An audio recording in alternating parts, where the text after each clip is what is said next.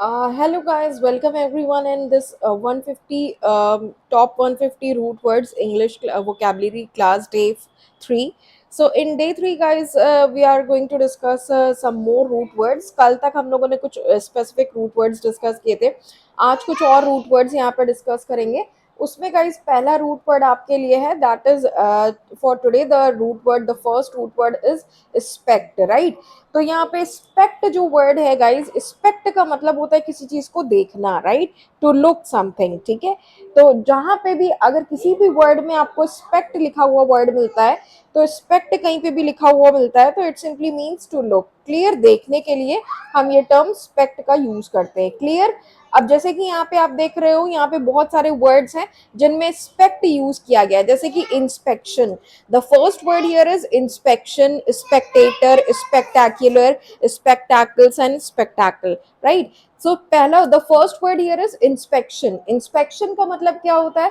Inspection का मतलब होता है किसी चीज को बहुत ध्यान से देखो. यहाँ पे कह रहा है केयरफुली, तो सारे वर्ड्स का मतलब देखने से है, बट थोड़ा सा माइनर डिफरेंस है in each of these words. So let us look at each word. Inspection का मतलब होता है ध्यान से देखना.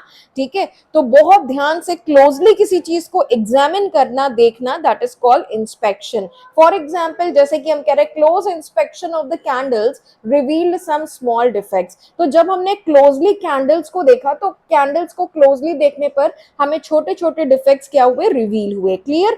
Next word for today is Spectator. ठीक है, स्पेक्ट का मतलब देखना होता है, स्पेक्टेटर का मतलब होता है जिसको हिंदी में आप बोलते हो दर्शक, जो देखने वाली जो ऑडियंस होती है, जो किसी चीज को देखने के लिए कहीं पे आती है, दैट इज कॉल्ड स्पेक्टेटर. जैसे कि one who seize an event, तो कोई इवेंट ऑर्गेनाइज किया, उसको देखने वाले जो लोग आते हैं, दैट इज कॉल्ड, उनको हम स्पेक्टेटर कहते हैं. The spectators lining the road cheered the racers on. तो जो स्पेक्टेटर्स थे, जो देखने वाले थे, वो रोड को लाइन कर रहे थे, मतलब रोड के बिल्कुल साइड में वो सराउंड कर रहे थे रोड को, और उन्होंने रेसर्स को क्या किया? वो चीयर अप कर रहे थे रेसर्स को. Right. Next word for today is spectacular. Spect, यहाँ पे भी देखो स्पेक्ट वर्ड दिया हुआ है. स्पेक्टैक्युलर का मतलब होता है कोई चीज जो कि बहुत ज्यादा, जिसको आप बोलते हो शानदार है. ठीक है, देखने लायक है. क्यों देखने लायक है? क्योंकि उसमें कुछ ऐसी चीज है जो कि बहुत ज्यादा इंप्रेसिव है. राइट. तो स्पेक्टैक्युलर जो वर्ड होता है, ये किसी चीज की क्वालिटी को डिफाइन करता है. आप बोलते हो ना यार देखने लायक चीज थी. क्यों देखने लायक थी? क्योंकि उसमें कुछ ऐसी ब्यूटिफाइड चीज थी जो कि आपने पहले कभी देखी नहीं होगी, और वो चीज आपको बहुत ज्यादा इंप्रेस कर रही थी. राइट. तो उस कंडीशन को डिफाइन करने के लिए हम स्पेक्टैक्युलर वर्ड का यूज करते हैं. Something that is impressive enough to be worthy of seeing. इतनी ज्यादा इंप्रेसिव है कि वो देखना तो बनता है. ठीक है, द मूवी वॉज क्वाइट स्पेक्टैक्युलर, ऐसा हम कह सकते हैं कि मतलब एक बार तो देखना बनता है वो मूवी, ऐसा. तो that is spectacular, something that is worthy of seeing. ठीक है, he has just walked out into a spectacular summer storm. उसने केवल बस स्पेक्टैक्युलर मतलब समर स्टॉर्म में वॉक किया है, मतलब अभी तो शुरुआत हुई है, और ये वर्दी है, ये चीज देखने लायक है, अभी तो इसकी स्टार्टिंग हुई है. राइट. अगला वर्ड है स्पेक्टाकल्स, और एक वर्ड है स्पेक्टाकल. अब देखो फोर्थ और फिफ्थ नंबर पे जो वर्ड है, the next word here is spectacle. एक वर्ड आपका होता है स्पेक्टाकल, और एक वर्ड यहाँ पे देखो होता है स्पेक्टाकल्स. ठीक है, दोनों में देखो सिर्फ एक एस का डिफरेंस है. स्पेक्टाकल्स का मतलब क्या होता है? स्पेक्टाकल्स का मतलब होता है चश्मा जो हम पहनते हैं. ठीक है, जिससे कि हम बेटर देख पाए. ठीक है, तो स्पेक्टाकल्स मतलब ग्लासेस जो कि आपको यूज करते हो जिससे आप बेटर सी कर देख पाओ. if you are having any eyesight issue, if you are having any eyesight problem, then you used to wear certain spectacles, right, in order to see something clearly. Right. myopia, hypermyopia अगर आपको होता है तो उसके लिए आप spectacles use करते हो, ग्लासेस यूज करते हैं. राइट. जैसे यहाँ कह रहे ही ऑलवेज वो tinted spectacles as you can see in photographs, जैसे कि वो हमेशा से टिंटेड स्पेक्टाकल्स पहनते हैं फोटोग्राफ्स को देखने के लिए. नेक्स्ट वर्ड देखो यहाँ पे स्पेक्टाकल में, यहाँ पे एस नहीं यूज किया, लेकिन फोर्थ वाले में एक एस लगा हुआ है. तो ये वाले स्पेक्टाकल का क्या मतलब होता है? कोई भी चीज जिसको हम देख सकते हैं, जैसे कि पब्लिक इवेंट या शो के तरीके से, तो उसको बोलते हैं स्पेक्टाकल. ठीक है, किसी चीज का नजारा देखना, जिसको हिंदी में हम कहते हैं. तो it was a strange spectacle to see the two former enemy shaking hands and slapping each other on the back. ये बहुत स्ट्रेंज सा नजारा था। स्पेक्टेकल का मतलब एक तरह से जिसको हिंदी में आप बोलते हो, यू से इट, नजारा बोलते हो ना, देखने लायक नजारा था। तो नजारे को हम बोलते हैं, in English we call it spectacle. ठीक है, तो यहाँ पे जैसे कह रहा है वो बहुत ही एक स्ट्रेंज तरीके का स्पेक्टेकल, एक स्ट्रेंज तरीके का नजारा था, जहां पे दो जो पिछले जो एनिमीज थे वो एक दूसरे से एक तरफ तो हाथ मिला रहे थे और दूसरी तरफ बैक में वो एक दूसरे को स्लैप कर रहे थे, मतलब ऐसी क्रिटिसाइजिंग बातें बोल रहे थे एक दूसरे को, राइट। अब और कुछ यहाँ पे रूट वर्ड्स दिए हुए हैं गाइस आज के लिए। यहाँ पे एक नेक्स्ट रूट वर्ड इज फिड, FID, फिड। तो जिन भी वर्ड्स में फिड लगता है तो उसका मतलब होता है ट्रुथ या फिर फेथ। तो ट्रुथ या फिर सॉरी ट्रुथ कह रहे, ट्रस्ट या फेथ से रिलेटेड वर्ड है आपका, रूट वर्ड है फिड। ठीक है, तो कहीं पे भी अगर आपका फिड टर्म आता है तो इट सिंपली मींस ट्रस्ट और फेथ। जैसे कि यहाँ पे वर्ड दिया हुआ है आपका फिडिलिटी। ठीक है, इनफिडिलिटी, फिडिलिटी का ऑपोजिट देखो यहाँ पे इन लगा हुआ, इनफिडिलिटी, परफिडिटी, कॉन्फिडेंट, ठीक है, diffident, bonafide, mala fide, confident, CON, देखो ये वाला DENT, कॉन्फिडेंट का मतलब होता है कि आपको अपने आप में बहुत ज्यादा विश्वास है, जिसको हम बोलते हैं। और ये वाले कॉन्फिडेंट का मतलब होता है जो आपका आप कहते हो ना, आपकी जो सीक्रेट होल्डर होता है, कि आप उस पर रिलाई करते हो कि वो आपकी बातों को किसी से शेयर नहीं करेगा, दैट इज कॉल्ड कॉन्फिडेंट। ठीक है, तो that is the difference between this confident and this confident. Confide एक वर्ड है और आपका एक वर्ड है एफिडेविट। क्लियर, समझ में आ रही है। तो फिड देखो यहाँ पे लगा हुआ है, तो फिड का मतलब होता है ट्रस्ट करना या फेथ रखना। एफिडेविट आप यूज करते हो, राइट, पेपर डॉक्यूमेंट्स में। इसके बाद एक और, तो गाइज आपका होमवर्क आज के लिए ये होगा, दिस इज योर होमवर्क, कि ये जो वर्ड्स मैंने आपको बताए हैं इन वर्ड्स के बारे में आप सर्च करोगे, राइट। ये जितने भी वर्ड्स हैं इन सारे वर्ड्स के बारे में एक बार सर्च करिएगा और फिर उसके बाद आप इनके ज्यादा से ज्यादा आपको सिनोनिम्स लिखने हैं, right. This is the homework for today, ये आपका आज का होमवर्क रहेगा। नेक्स्ट इसके बाद देखो आपके का जो आज के लिए वर्ड है दैट इज LOC या LOQ। तो LOC या LOQ ये जो रूट वर्ड है इसका मतलब होता है बोलना, टू स्पीक या टॉक। तो जितने भी वर्ड्स में LOC या LOQ आता है इसका मतलब होता है किसी तरह से बोलने से रिलेटेड है। जैसे कि लोक्वेशियस, लोक्वेशियस का मतलब क्या होता है, बहुत ज्यादा बात करने वाला। इलोक्यूएंट, इलोक्यूएंट का मतलब होता है फ्लुएंट। ठीक है, सोमनीलोक्यूएंट का मतलब आपको मुझे बताना है, मैनीलोक्यूएंट है, ब्लैंडीलोक्यूएंट है। देखो लॉक्यूएंट मतलब कहीं ना कहीं बात करने का तरीका। ठीक है, मेलीलोक्यूएंट है, वेंट्रीलोक्यूएंट, डेंटीलोक्यूएंट, सरकमलोकशन, सरकमलोकशन का मतलब होता है round about way of speaking. Circum, ये देखो वर्ड आपका सरकम है और लोकशन। ठीक है, तो लोक का मतलब होता है टॉक, बात करना, और सरकम का मतलब होता है कि राउंड अबाउट। ठीक है, राउंड मतलब घुमा फिरा के बातें करना। ठीक है, टू द पॉइंट बात नहीं कर रहे हैं, घुमा फिरा के इधर उधर की बात कर रहे हैं, that is called circumlocution. Clear, बात समझ में आ रही है। कोलोक्वल, इसका भी मतलब बात करने से है। ठीक है, ऑब्लिक वे, इंटरलोकेशन और इलोक्यूशन। ठीक है, ऑब्लिक्यू। तो ये सारे वर्ड्स का मीनिंग गाइस आपको मुझे बताना है और इनके सिनोनिम्स एंटोनिम्स बताने हैं। दिस इज योर होमवर्क, ये आपका होमवर्क रहेगा। ठीक है, इसके बाद नेक्स्ट आपका रूट वर्ड आज के लिए है दैट इज PLAC या PLAIS, प्लेस। ठीक है, तो इसका प्लैक या प्लेस का मतलब क्या होता है, किसी को काम डाउन करना, सूद करना, प्लीज करना, काम डाउन करना, शांत करना, शांत रहना। ठीक है, क्लियर है। इसके इससे रिलेटेड कौन कौन से वर्ड्स हैं, जैसे कि प्लेकेट हो गया। ठीक है, प्लेकेट का मतलब होता है किसी के गुस्से को शांत करना। प्लेसिड का मतलब होता है काम एंड कंपोज्ड, जो आदमी अपने आप में काम या कंपोज्ड होता है इसकी क्वालिटी होती है। ठीक है, this person is of placid nature, मतलब बहुत ही काम एंड कंपोज्ड नेचर का है। This person is of placid behaviour. Placable का मतलब होता है किसी को जो चीज शांत करने लायक है। ठीक है, दैट इज कॉल्ड प्लेकेबल। अगेन ये एडजेक्टिव है।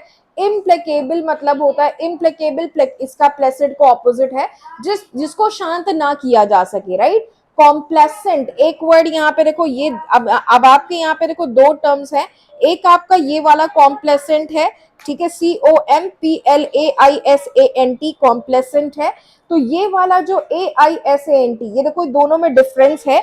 अब दोनों में थोड़ा सा डिफरेंस है यहाँ पे, इसको ध्यान दीजिए, ठीक है। तो अब यहाँ पे ये वाला जो कॉम्प्लेसेंट है, ये वाले कॉम्प्लेसेंट का मतलब होता है कि दूसरों को प्लीज करने की जब हम बात करते हैं, ठीक है, willing to please others, willing to please others, ठीक है, दूसरों को हम प्लीज करने की बात कर रहे हैं, दैट इज कॉल्ड कॉम्प्लेसेंट, ये वाला कॉम्प्लेसेंट, ठीक है।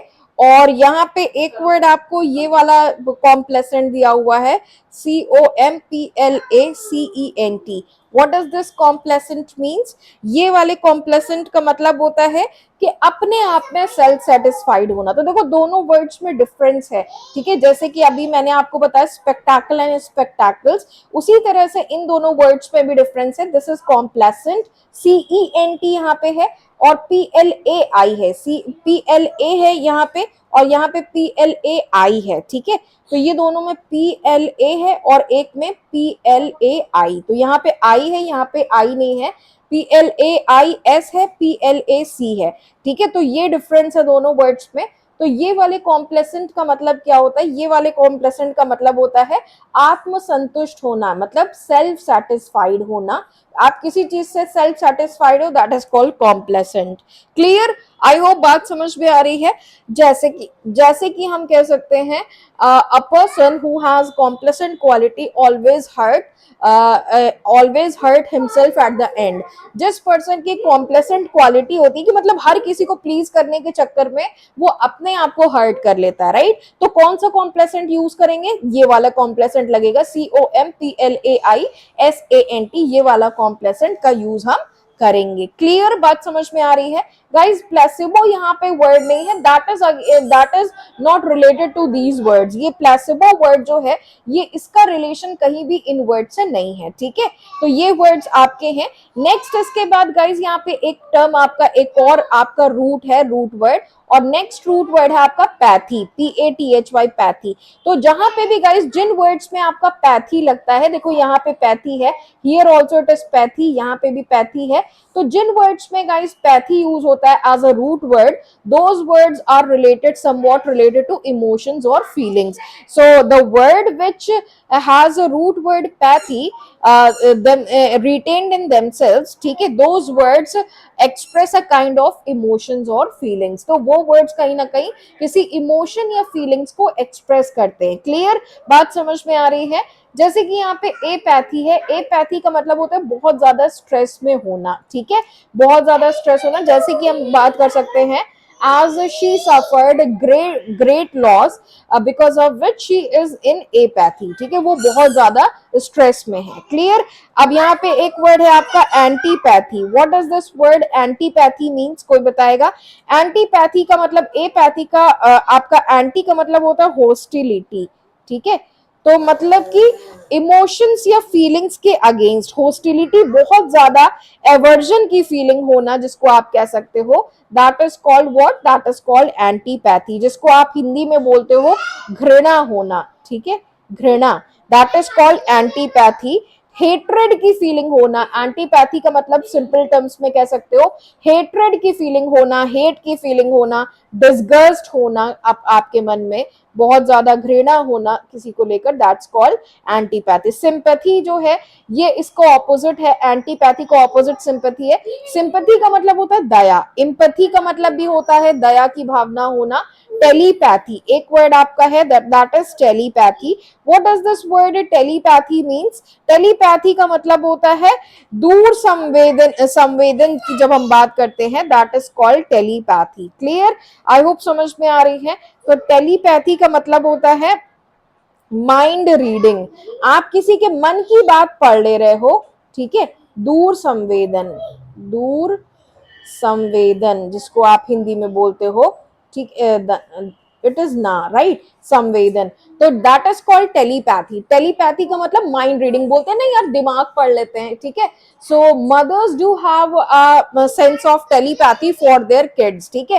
तो जो मॉम्स होती है वो अपने बच्चों का दिमाग पढ़ लेती हैं, ऐसा बोलते हैं ना कि उनके बच्चे को क्या चाहिए उन्हें पता चल जाता है, राइट। तो they have a sense of telepathy for their kids, for their infants, toddlers, right? So in this way you can use it in the context of the statement. Clear? I hope ये words clear हुए। अब guys यहाँ पे ये जो दो words हैं sympathy और empathy, ये दोनों words भी अलग अलग context में use किए जाते हैं, right? Sympathy का मतलब क्या होता है? What does the word sympathy means? Sympathy का मतलब एक तरह से होता है कि किसी को लेकर आपके मन में दया की भावना है, that is called sympathy, ठीक है। लेकिन इम्पैथी का मतलब क्या होता है? सिंपैथी का मतलब ठीक है दया की भावना है, इम्पैथी जो है ये ज्यादा स्ट्रॉन्गेस्ट वर्ड है। Empathy is the most strongest word of sympathy, ठीक है। Empathy is more stronger word than sympathy. Empathy का मतलब होता है कि आप बोलते हो ना आपको किसी से हमदर्दी होती है, ठीक है। तो हमदर्दी का मतलब क्या हो गया? मतलब आप किसी की दुख को समझ पा रहे हो, बोलते हो ना कि अगर हम इनकी जगह पे होते तो हम बेहतर आपके दुख को समझ सकते हैं। क्यों समझ सकते हैं? क्योंकि हमने भी इस चीज को सफर किया हुआ है।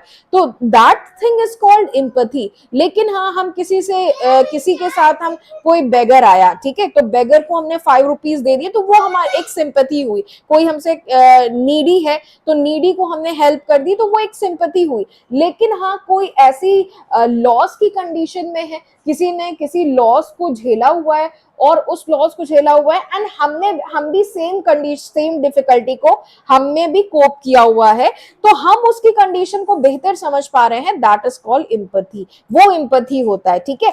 तो empathy is more stronger word as compare to sympathy. Clear? दोनों का मतलब होता है दया, लेकिन दोनों में डिफरेंस है, 1920 का डिफरेंस है, माइनर डिफरेंस है। सिंपैथी का मतलब दया, सिंपली, ठीक है।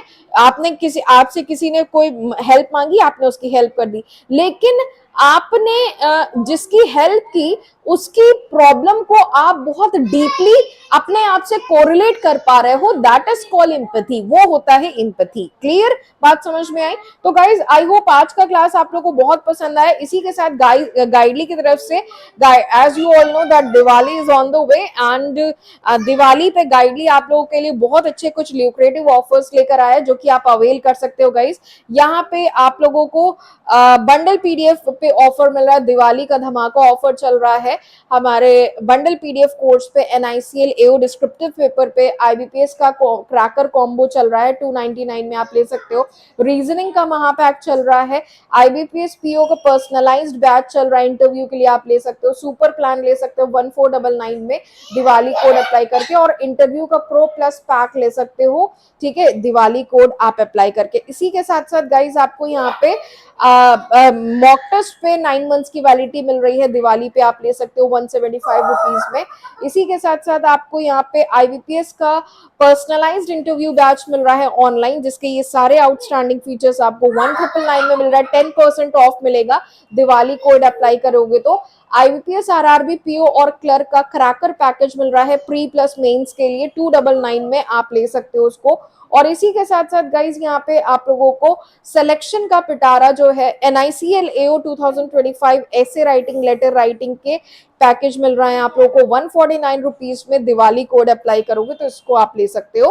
एंड इसी के साथ साथ गाइस सिलेक्शन का पिटारा गाइडली आप लोग को दे रहा है, एक्सपेक्टेड एंड रिपीटेड क्वेश्चंस दे रहा है एसबीआई क्लर्क और आईबीपीएस क्लर्क मेंस के लिए। टोटल 750 प्लस क्वेश्चंस हैं इंग्लिश के, आपको ये सारी चीजें आपको पूरा सिलेबस के क्वेश्चंस मिल रहे हैं। 250 प्लस क्वेश्चंस इंग्लिश के हैं, 250 plus questions reasoning and 250 plus questions आपके क्वांट्स के हैं। और ये आपका 24 आवर्स, इसका प्राइस 99 रुपीज हो जाएगा, तो इसको अभी आप अवेल कर सकते हैं, राइट। तो भाई इसी के साथ सेशन को एंड करते हैं। टिल देन बाय, मिलते हैं आपसे इवनिंग 7:15 PM सेशन में। Till then bye, stay safe, take care, be happy, thank you for joining and watching the session guys. और गाइज आप लोगों से एक ये इंपॉर्टेंट बात मुझे कहनी थी कि जो 150 रूट वर्ड्स की क्लास है ये तभी आप लोगों के लिए यूजफुल होगी जब आप डेली का डेली रिविजन करोगे, ठीक है। तो आज के जितने भी देखो, इसीलिए मैं एक दिन में बहुत ज्यादा नहीं बता रही हूँ, एक दिन में 3-4 रूट वर्ड्स ही हम आपको बता रहे हैं, और उन 3-4 रूट वर्ड्स से रिलेटेड जो वर्ड्स है वो हम बताते हैं, राइट। तो आई होप आप लोगों को क्लास बहुत यूजफुल लग रही है, और इसके जो हम आपको होमवर्क दे रहे हैं, ठीक है। तो गाइज देखो, अगर सारी चीजें हम क्लास में बता देंगे तो फिर कोई मतलब नहीं रह गया, राइट। स्पून फीडिंग का मतलब नहीं रह गया। जब कुछ चीजें आप अपने आप से मेहनत करके सर्च करोगे, डिक्शनरी में देखोगे, तो कहीं ना कहीं उससे आपको जो और एडिशनल चीजें जो पता चलेंगी, तो वो नॉलेज गेन तो होगा ही होगा। उसके साथ जब आप चीजों पे मेहनत करोगे तो कभी भूलोगे नहीं वो चीजें, राइट। क्लियर है। और हम बताएंगे तो उसका कोई एफर्ट का आप लोगों पे कोई चीजें मतलब उतना यूजफुल नहीं होगा, जितना कि यूजफुल तब होगा कि जब आप अपने से मेहनत करके सर्च करके आप वर्ड्स के सिनोनिम्स देखोगे, थोड़ा सा यूजेज पढ़ोगे, तो और ज्यादा वो आपके लिए फ्रूटफुल होगा, राइट। इसीलिए मैं आपको होमवर्क दे रही हूँ। तो डेली का जो हम आपको रूट वर्ड्स बता रहे हैं उसको रिवाइज जरूर करिए नेक्स्ट क्लास में आने से पहले, ठीक है। तो कल हम आपको डे 4 कराएंगे, एंड डे 4 में आने से पहले मेक श्योर कि आपने डे 1, डे 2, डे 3 का पूरा रिविजन कर लिया है अच्छे से, ठीक है। तो चलो मिलते हैं 7:15 वाले पीएम पे पूरे 40 क्वेश्चन का सेट लेकर आईबीपीएस और एसबीआई क्लर्क मेंस के लिए।